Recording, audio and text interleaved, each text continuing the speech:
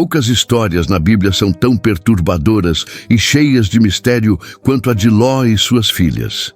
Depois que o fogo do juízo de Deus caiu sobre Sodoma e Gomorra, consumindo tudo, suas casas, riquezas e habitantes, apenas 3 pessoas escaparam: Ló e suas 2 filhas. O homem que um dia andou com Abraão, que conheceu a misericórdia do Senhor de perto, agora se via refugiado em uma caverna, cercado pela destruição e pelo silêncio do medo. As chamas haviam cessado, mas a sombra do pecado ainda o acompanhava. Ali, no isolamento das montanhas, suas filhas acreditaram que o mundo havia acabado. Acreditaram que não havia mais ninguém vivo, nenhum homem, nenhuma esperança de continuar a linhagem. E então, tomaram uma decisão impensável. Decidiram embriagar o próprio pai e deitar-se com ele, acreditando que estavam cumprindo um dever de sobrevivência. Mas o que nasceu daquela noite não foi apenas uma nova geração. Foi o eco trágico de uma mente ainda marcada por Sodoma. O pecado que elas haviam deixado para trás ainda vivia dentro delas.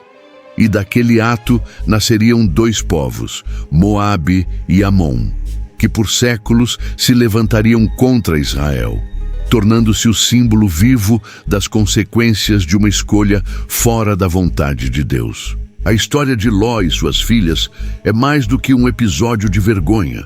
É um alerta eterno sobre o que acontece quando a fé se enfraquece e quando o medo toma o lugar da confiança em Deus. Ela nos lembra que sair do pecado não é o mesmo que ser liberto dele, porque a verdadeira libertação não está na fuga, mas na transformação do coração. Se esta história já te desperta curiosidade e reflexão, fique até o final, porque cada detalhe desse relato revela a profundidade do agir de Deus, mesmo em meio à ruína humana. Você está no canal Discípulos da Bíblia, onde desvendamos as histórias mais marcantes das Escrituras com emoção, verdade e fé. Então, deixe o seu like, se inscreva e ative o sininho para não perder nenhum novo episódio. Prepare-se, porque o que vem a seguir vai te mostrar que até nas trevas mais densas, a luz de Deus ainda pode brilhar.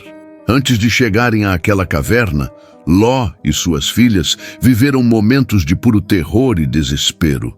Sodoma e Gomorra, as cidades onde moravam, não eram apenas lugares prósperos e férteis. A Bíblia descreve suas terras como bem regadas, como o jardim do Senhor. Gênesis 13:10. Mas por trás da aparência de abundância escondia-se um abismo moral. Ali, a riqueza se tornara um ídolo e a luxúria um estilo de vida. Os habitantes viviam como se Deus não existisse, e sua corrupção havia chegado a um ponto irreversível. O profeta Ezequiel descreve Sodoma como uma cidade marcada pela soberba, fartura de pão e abundância de ociosidade, mas que não estendia a mão aos necessitados. Ezequiel 16:49.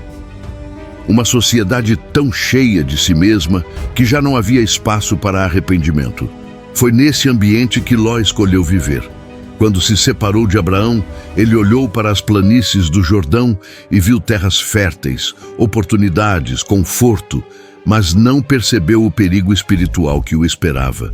Com o tempo, Ló deixou de ser apenas um visitante. Passou a viver entre os sodomitas, sentando-se às portas da cidade, posição reservada aos anciãos e juízes. Era respeitado, influente, mas a convivência com aquele povo afetou sua alma. Mesmo considerado justo pela Bíblia, 2 Pedro 2, 7 e 8, Ló havia se acostumado com a presença constante do pecado. Sua fé estava enfraquecida, sua visão espiritual turva. Ele não era mais o mesmo homem que andava com Abraão sob a promessa do Altíssimo. E então o juízo de Deus veio. 2 anjos chegaram a Sodoma ao anoitecer. Ló os recebeu com hospitalidade, sem imaginar que aquelas seriam as últimas horas da cidade. Mas os homens de Sodoma, cegos pela depravação, cercaram sua casa e exigiram que Ló entregasse os visitantes, dizendo: Tira-os para fora, para que abusemos deles. Gênesis 19, 5. O momento é de horror.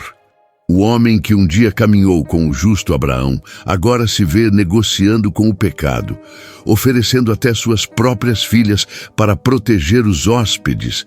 É o retrato da degradação moral de um homem que permitiu que o mundo moldasse sua consciência.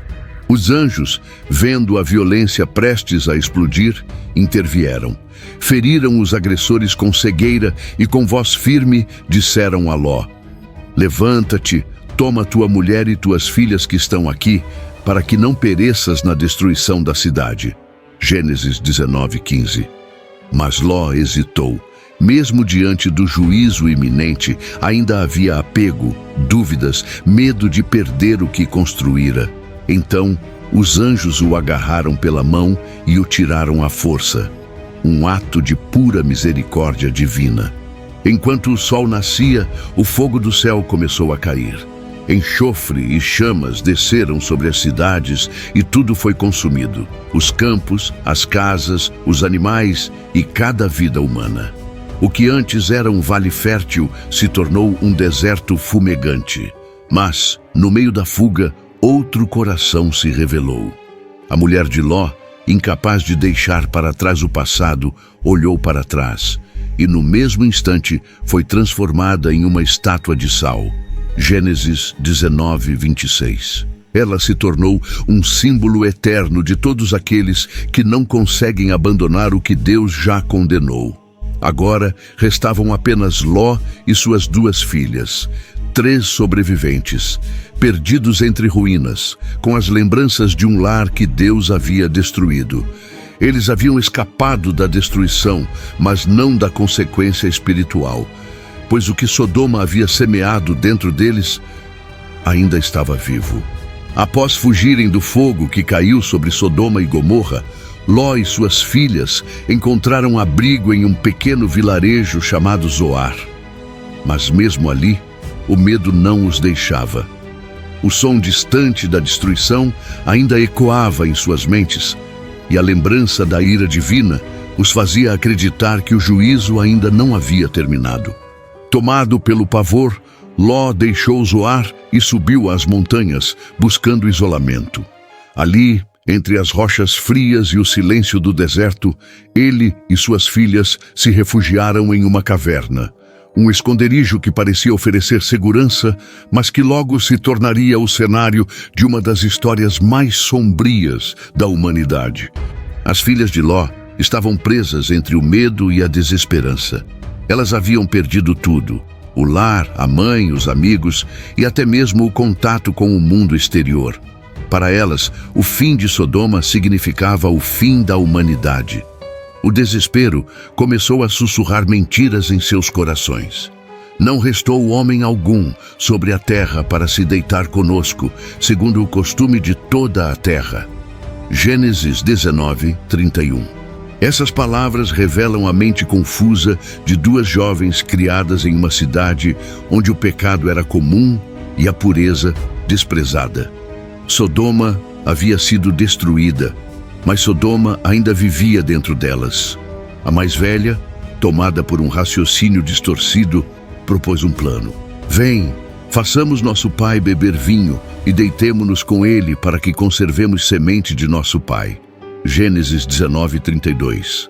Naquela noite, o pecado não chegou de forma súbita. Ele foi planejado, calculado, executado com frieza e engano. Elas embriagaram Ló, até que ele perdesse completamente os sentidos e a filha mais velha deitou-se com o próprio pai.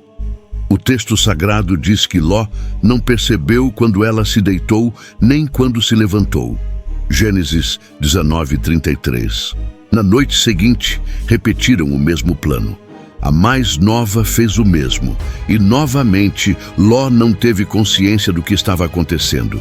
Era um homem destruído por dentro, vencido pelo trauma, pela solidão e pela bebida. O silêncio daquela caverna escondia um ato de vergonha, medo e desobediência. Aquelas jovens acreditavam estar garantindo o futuro da humanidade, mas na verdade estavam repetindo a corrupção de Sodoma, agindo sem fé, sem oração e sem direção divina. Na Bíblia, não há registro de que Deus tenha falado com elas, nem que tenham buscado sua vontade. Elas agiram sozinhas, movidas pela emoção e pelo desespero, e toda decisão tomada fora da presença de Deus traz consequências inevitáveis. O pecado que elas cometeram nasceu da falta de fé, e o medo, quando não é colocado diante de Deus, se transforma em armadilha. A caverna, que parecia abrigo, se tornou o palco da queda, e aquele vinho, que parecia alívio, se tornou o instrumento da vergonha. Na manhã seguinte, o sol nasceu sobre as montanhas silenciosas, mas dentro daquela caverna, o ar estava pesado. Nada mais seria o mesmo. As duas mulheres estavam grávidas, e o homem que as havia gerado não sabia o que havia acontecido. A Bíblia é clara. Assim, as duas filhas de Ló conceberam de seu pai. Gênesis 19:36. O ato estava consumado e as consequências estavam apenas começando. O tempo passou. O silêncio da caverna deu lugar aos sons da vida que se formava dentro daquelas duas mulheres. Cada movimento em seus ventres era uma lembrança viva do que haviam feito. Um eco do pecado que preferiam esquecer. Quando as crianças nasceram, receberam nomes que se tornariam conhecidos por gerações. A filha mais velha deu à luz um filho e o chamou de Moabe, e a mais nova gerou um filho e o chamou de Ben-Ami, o pai dos Amonitas. Gênesis 19:37-38. Esses nomes, que poderiam simbolizar esperança, carregavam, na verdade, o peso de uma origem marcada pela vergonha. O que começou como um ato de desespero, agora se transformava em um legado de conflito e idolatria. As crianças cresceram e de suas linhagens surgiram dois povos que teriam um papel significativo e muitas vezes trágico na história de Israel. Os moabitas, descendentes de Moabe, se estabeleceram a leste do rio Jordão, em uma região fértil e estratégica. Com o passar do tempo, tornaram-se um povo poderoso, mas espiritualmente corrompido. Em vez de adorarem o Deus de Abraão, passaram a servir a deuses pagãos, como Camus, uma divindade cruel que exigia sacrifícios humanos. Séculos depois, o rei Balaque, governante de Moabe, temendo o avanço dos israelitas, tentou amaldiçoar o povo de Deus. Ele chamou o profeta Balaão para pronunciar palavras de maldição, mas o Senhor transformou a maldição em bênção. Números 22:24. Dessa história nasceu uma das lições mais poderosas da Bíblia. Ninguém pode amaldiçoar aqueles que Deus abençoou. Mesmo que a origem dos moabitas fosse manchada pelo pecado, Deus ainda mostrava sua soberania, lembrando que Ele controla o destino das nações. Mas a idolatria e a corrupção moral persistiram. Os moabitas se tornaram inimigos constantes de Israel e sua influência seria uma das causas de queda, até mesmo entre os reis de Jerusalém. Durante o reinado de Salomão, por exemplo, as mulheres moabitas o levaram a adorar seus deuses, causando a ira do Senhor e resultando na divisão do reino. 1 Reis 11:11. Já os amonitas, descendentes de Ben-Ami, também se estabeleceram a leste do Jordão, mais ao norte. Seu principal deus era Moloque, uma divindade abominável que exigia sacrifícios de crianças. Esses rituais horrendos se tornaram um símbolo da total degradação espiritual.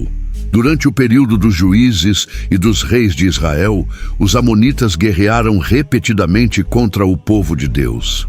Um dos episódios mais marcantes ocorreu em 1 Samuel 11, quando Naás, rei dos amonitas, cercou a cidade israelita de Jabes-Gileade.